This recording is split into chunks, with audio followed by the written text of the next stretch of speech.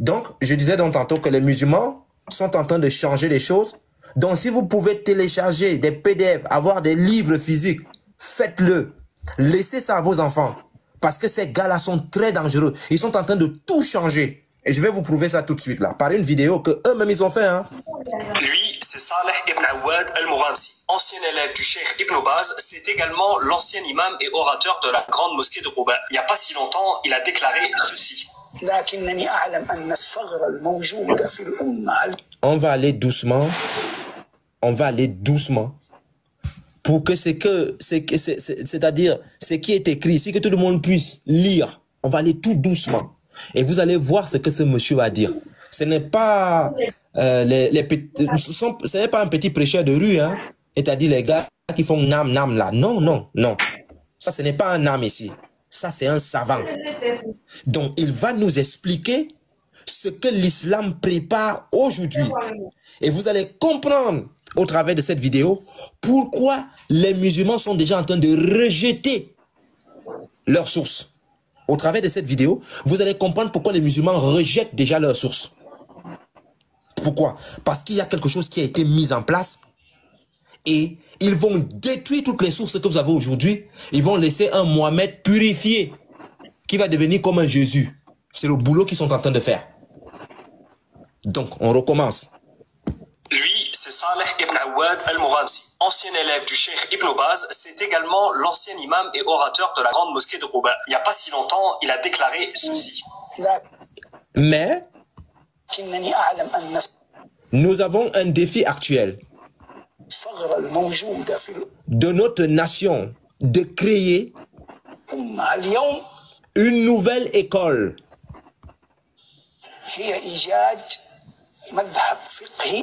une nouvelle école de pensée. Donc les musulmans sont en train de préparer, ils vont créer une nouvelle école de pensée. Laquelle?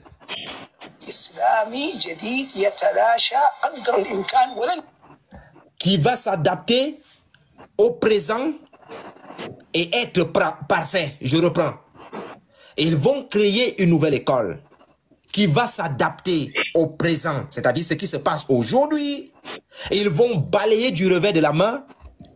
Là où on dit que telle personne a épousé une petite fille de 9 ans, a fait ceci avec... Non, ils vont balayer tout ça du revers de la main. Ah oui, ils vont balayer ça du revers de la main. Et le roi d'Arabie Saoudite a annoncé ça, je pense que ça fait 2 ans aujourd'hui, qu'il va nettoyer tous les hadiths. Ils veulent faire de Mohamed un Jésus vivant. Je vous avais dit, hein, ils veulent faire de Mohamed un Jésus. Mohamed va devenir Jésus, oh. Un homme pur, saint, qui n'a jamais péché, qui n'a jamais rien fait de mal. C'est ce qu'ils sont en train de faire. Donc je reprends ici.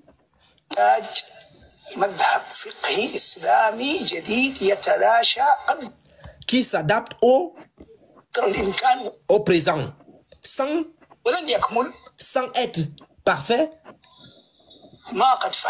au passé. Écoutez, maintenant il va expliquer. Lui, il explique maintenant. Oui, tu as très bien compris. Il a suggéré de créer un 5e madhab qui viendrait compléter les 4 écoles juridiques déjà existantes. Mais il ne s'arrête pas là, il va encore plus loin.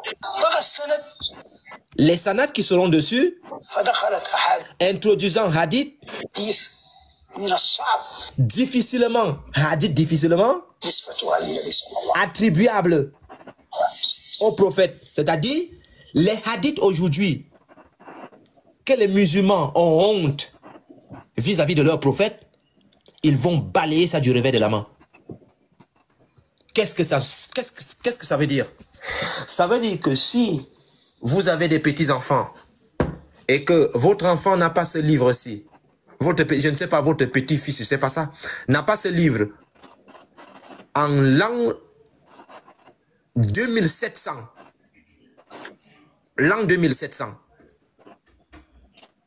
votre enfant est foudroyé.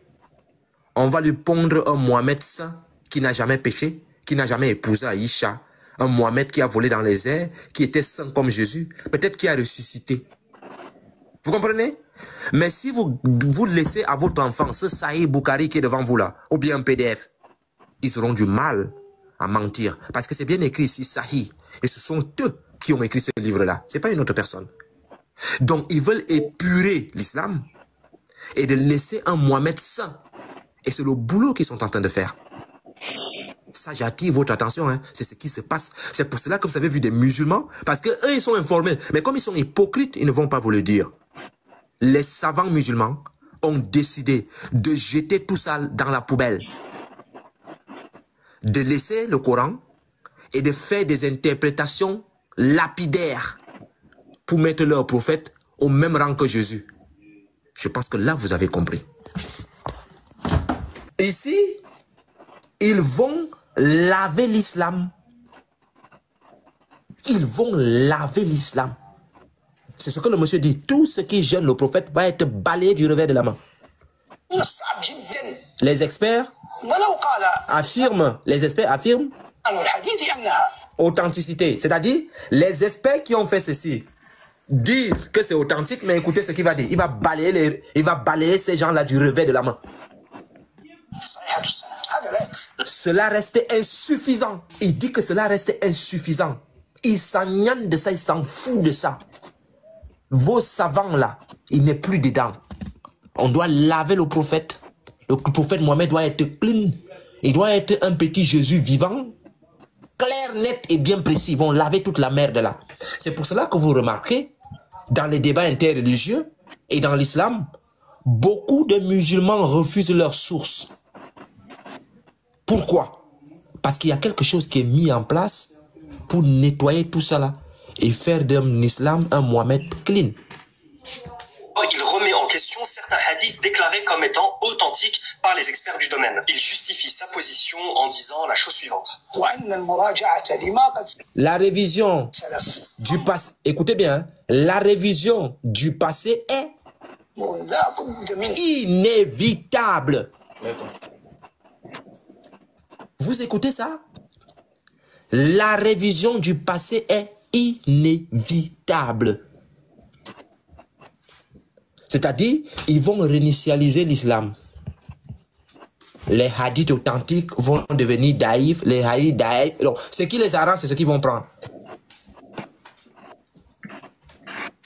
Vous comprenez? Monsieur fondateur Gagnon, si tu montes, je te pose une seule question dans le Coran. Si tu me réponds, je deviens musulman. C'est-à-dire, je vais te donner une contradiction que tu n'as jamais écoutée un jour. Je te donne une contradiction claire. Tu envoies ton invitation, je te donne une contradiction. Tu ne peux pas répondre à cette contradiction-là. Donc, quand tu dis que le Coran est la source la plus sûre, je pense que tu sors de je ne sais où. Le Coran est la source la moins sûre. C'est pour cela qu'il y a beaucoup de savants chez vous. Parce que leur rôle, effectivement, c'est de chercher à corriger les erreurs qu'on trouve dans le Coran.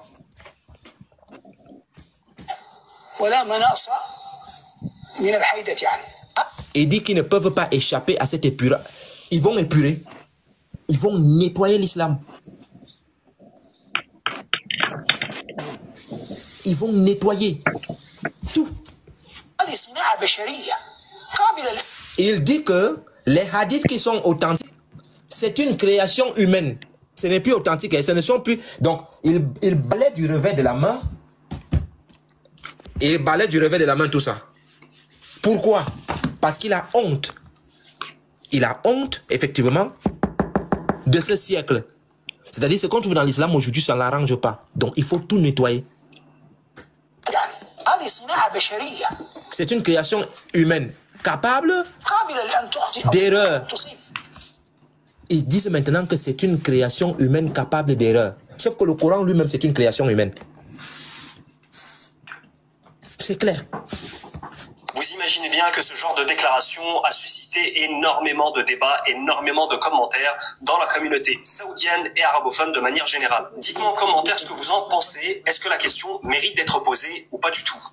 Lui, c'est... Bien. Là, vous avez bien compris. Je vous montre une autre vidéo. Et qui vous parlera à peu près de la chaîne de transmission. Comment on a fait pour arriver à Bukhari. Et c'est un musulman qui fait ça. Hein? On va écouter. Le maître de l'imam Muslim, l'auteur de... Qui est, écoutez bien, il pose la question. Qui est le maître de l'imam Muslim? Qui est le maître de l'imam Muslim, l'auteur... Qui est le maître de l'imam musulman? Attendez, je vais baisser un peu. De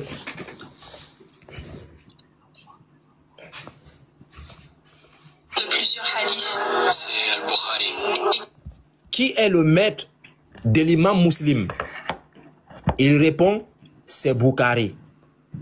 L'imam musulman, qui est son maître? Son maître, c'est Bukhari. Maintenant, qui est le maître de Bukhari? Qui est le maître de l'imam al-Bukhari? Ahmad ibn Hanbal. Ibn Hanbal est le maître de Bukhari. Maintenant, qui est le maître d'Ibn Hanbal? Et le maître de l'imam Ahmad ibn Hanbal? C'est l'imam Shafi'i.